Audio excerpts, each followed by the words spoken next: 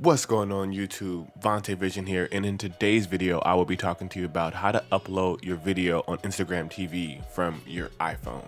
Let's do it. I don't know if this is a tip, I don't know if this is a hack, but this is how I upload videos on Instagram TV from my iPhone.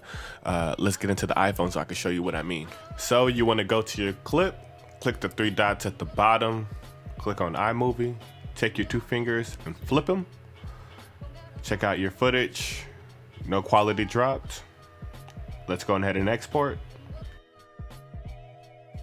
Click on Instagram, click on your IGTV, press the plus button and go to your clip that you just flipped.